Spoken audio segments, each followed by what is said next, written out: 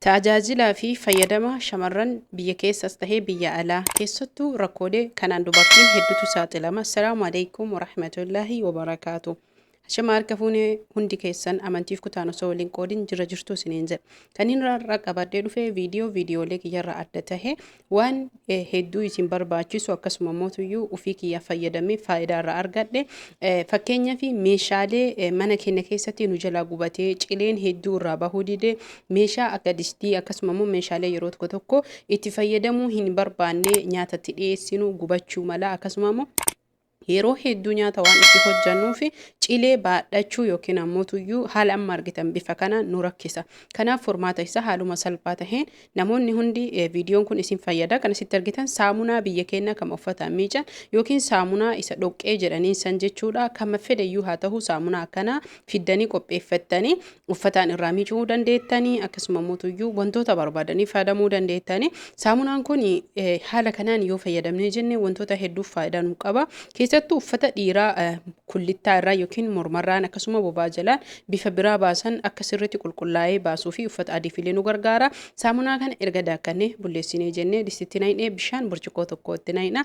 Hordoftoota fi kabajamtoota Razaan Oroo hundi keessanuu asirratti hubattanii beekuu qabda waan hedduudha. Loomii yeroo shamtu yookiin yeroo isiin tabalaanshaatee faayidaan ala taatu ni ganna jechuudha. Gatuu hin qabnu. Loomii haala kanaan akkana taatee jette tana qopheeffannee yookiin kaayannee maashinoollee mana keenya keessatti wantoota adda addaatiin daayina jechuu kukkunnee addaan albeen babbaqaqsinee yookiin ammoo mummurree jechuudha. Haala kanaan erga daayinee geessinee loomii kanallee kan itti daballuudha jechuudha. Haaluma salphaa taheen wantoonni sadii kan nu barbaachisanii loomii tures haarooyinis ni taha. Kana jechuun haarooyin hin ta'u jechuu miti waan faayidaan ala jettanii gattan faayidaatti jijjiirra. Booddeessanii ibidda keenya qabsiisnee distii keenya ibiddarra keenya saamunaa keenya waliin dhoyna asirratti hubadha. Haxumaa nyaatan hojjetattanii saamunaa kana yoo kan hojjetattan ta'e fooliin nyaataa saamunaaf haxumaa waan qabatuuf gadi hin dhiisu.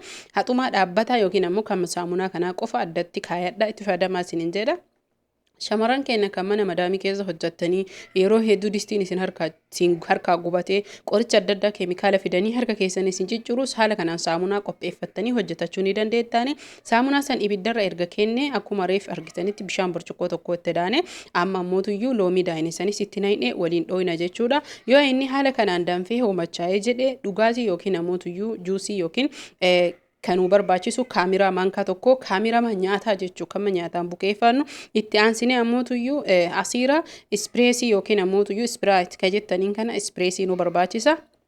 Ispreesii isa xiqqaa jechuudha. Kana jechuun asiira isnaappii maal jedhaniin biyya Arabaatitti wantoota akkasiitiin waamanii sefin waan akkasiitiin garuu wama hundaafuyyuu ispreesii dhugaatii yookiin ammoo lallaafaa ispreesii qopheeffannee isa xiqqaa ta'e bituu dandeenya. Akkasuma ammoo kan nu barbaachisu burcuqqoo tokko inni kun akkuma ibidda jala dhaamsineen saamunaaf loomii kana kaamiraa itti goone suutaan itti naqna. Kana jechuun hin hoomachaa hedduu waan ta'eef ibidda sirri jala hir'isnee suutaan haala kana waliin geena jechuudha. Hubadhaa sirriitti hundi keessanuyyuu kan isin godhuu qabdan bakka kamis yoo jiraattan biyya keessanis yoo jiraattan wantoota hedduu fayyadamnee haala salphaa taheen jechuudha. Qusannaa meeshaa keenya haaromsuuf haaluma salphaa taheen fayyadamuu ni dandeenya. Ergasii ibiddarraa fuunee lafa yoo kenne jedhe wal qabatee ofiinuu saamunaa tahaa meeshatti naqannee booddeessanii meeshaalee kennaa wantoota akka distii, makarajii, maxbashaa yookiin ammoo meeshaalee sibiilarraa hojjetaman guutuu isaanii dhiqiinsatti seenna jechuudha. Kana jechuun jalqaba irratti osoo bishaan hin tuysiisin saamunaa kana kunne yookiin ammoo shiboo hiqaan dhiidhu yookiin silkii hiqaan dhiidhu qopheeffannee jechuudha. Shiboo meeshaa osoo shiboo lallaafaa tahee hedduurra filatamaadha. Yookiin ammoo madaabaraa shunkurtii keessaa bahuu keessattuu biyya keenyatti madaabaraaleen hedduutu jira. Madaabaraa sammurtanii osoo ittiin fayyadamtanii hedduu bareeda. Sababni kana jedheef maaliif madaabaraa fayyadaminu jetta shiboon meeshaan jira wanta adda addaa jechuun keessan waan hin oolle shiboon meeshaa hanga takka waan nyaatuuf yookiin ammoo meeshaan sun umrii dheeraa yookiin horooma waan hin qabaanneef madaabaraa irra isinii filadhe. Madaabaraan xurii san baasuu malee humna akka shibootitti yookiin silkiititti seenee meeshaa kenna miidhuu hin qabu jechuudha. Kanaafi haala kanaan distiilee kenna akkasuma makarajiilee maxbashaa adda addaa kurreelee maxbashaa namoonni hedduun erga kurree maxbashaa akkamitti xurii hedduu jechuudha ofii bishaaniin hin dhiqanii kan itti rakkate hedduu kan nyaatantu jira. Haaluma kanaan furshaa xiqqaa isaa wayii fuunee saamunaa kanaan haala amma gurra distii yookiin ammoo distiin kun distii hafuuraati isa kana fayyadamnaa jechuudha. Haala kanaan hordoftoota fi kabajamtoota kiyya kana qofa osoo hin tahin wantoota hedduu jireenya keenya keessatti wanni hedduun barbaachisaadha. Dhaamsa gaafilee namoonni hedduu gaafii adda addaa qabanii namni ilaalcha addaa sii qabaachuu mala jireenya kee kana keessatti namaaf jettee hin jiraatini mataa kee qofaaf jiraadhu. Jireenya lama qofa beeki ati jireenya addunyaa kanaatii fi jireenya aakiraa. Kanaafi waan hojjettuuf waan deemtu keessatti namaaf osoo hin tahin rabbii kan kee na arga quba na qaba jettee waan hundarratti isa tokkicha qofa ofirratti sodaattee isa tokkicha yoo dhugaan jiraattee jette wallaahi milkooytu malee sin haftu. Akkasuma ammootuyyuu namni waan kamirrattuu hamilee si tuquu quba si qabuu fi wantoota adda addaatu jira shamarran keenya. Kanaafi dubartii ni tuffa.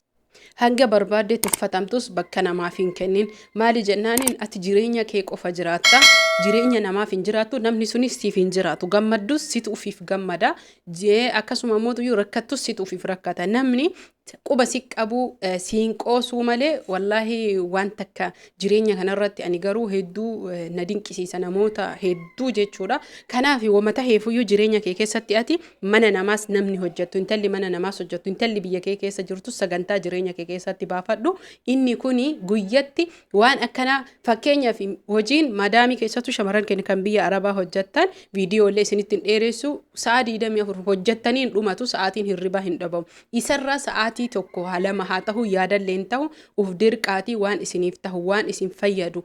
Barnoota adda addaa sooshaal miidiyaan kun barnoota bakka adda addaatti kennaa jiru barnoota amantii barnoota idilee barnoota wama hundaayyuu jechuudha. Shamarran keenya warroonni bakka adda addaa viidiyoo adda addaa hordoftan liivii adda addaa jala teettanii caqastan waan isin fayyadu na fayyada wanni kun hin baradha barnoota diinii haa ta'u barnoota idilee haa ta'u boru ilmoo kiyyattiin fayyada boru qabrii kiyyattiin fayyadama jedhaati bakka gaggaarii dhayineen hundi kennaayyuu mee ufaa yaadannu akkasuma mootuyyuu.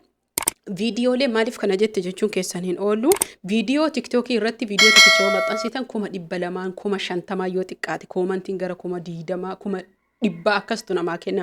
Sababni isaa hundi isaanii achirratti waan liivii hordofaniif natti fakkaate. Ani tiktookii ofiifis hin fayyadamu garuu ammootuyyuu shamarran keenya warri waan kana fayyadamtanii wantoo hin taanetti sa'aatii keessan fakkeenyaaf hojii arabaa hojjetaa liivii fa'a namni gariin caqasuu mala heelfoonii sammaa adda addaatiin gurra keessanillee waan isin fayyadu malee waan isin hin fayyadne yeroo dhiphattan wantoota adda addaa waan faayidaa isin hin qabne ilaaluu osoo hin tahin waan na fayyada jettan waan guyyaa takka itti fayyadamtan waan borus isin fayyadu shamarran keenya guutuun isaa waan gaggaarii irratti yeroo viidiyoo argadhe waan kana irratti anis sagantaa yeroo yoo argadhe isiniif viidiyoo waraabee waa'ee sagantaa jireenyaa keenya irratti inshaallahu ta'ala rabbiin haa gargaaru anallee naaf kadhadha asumaan nagaatti waraabulaa isiniin jedhamu.